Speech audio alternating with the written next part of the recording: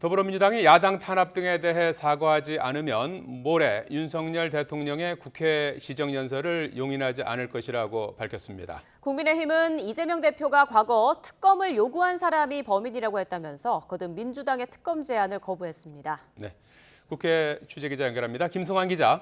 네, 국회입니다. 더불어민주당이 윤석열 대통령의 사과를 협치 조건으로 내걸었다고요?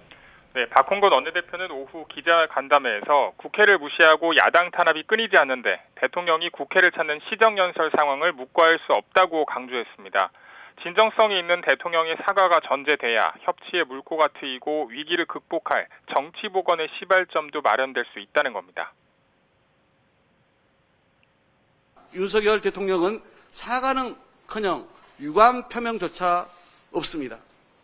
그래놓고 국회에 와서 의회 민주주의, 협치, 자유 등 입에 발린 얘기를 시정연설이라며 하겠다는 것입니까?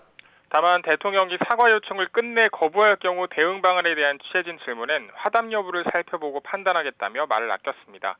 조정식 사무총장도 오전 기자간담회에서 이번 정권이 문재인 전 대통령과 이재명 대표 죽이기에만 혈안이 돼 있다고 주장했습니다. 그러면서 대장동 특검과 관련해 윤 대통령이 오는 25일 국회 시정연설 전까지 분명히 답해달라고 촉구했습니다. 기자간담회엔 참석하지 않은 이재명 대표는 자신의 SNS를 통해서 다시 한번 결백함을 주장했습니다.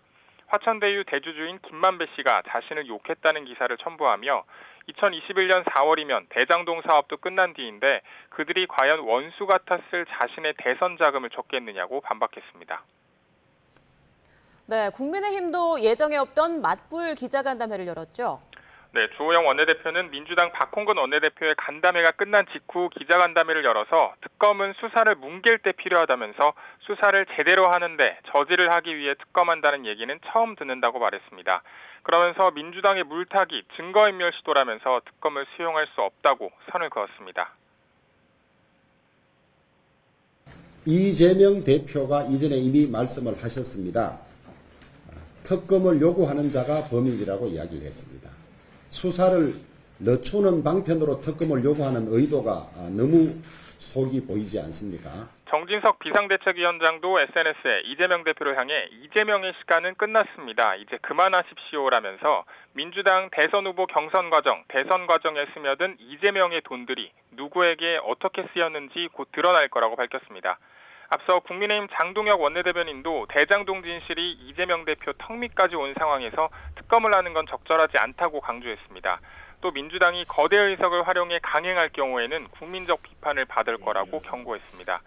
이런 가운데 윤석열 정부 첫 정기국회 국정감사는 내일 종합감사를 앞두고 막바지에 접어드는데요. 법무부와 감사원을 대상으로 한 국정감사에서도 대선 자금과 전 정권 인사들에 대한 수사를 두고 여야의 난타전이 예상됩니다. 지금까지 국회에서 YTN 김승환입니다.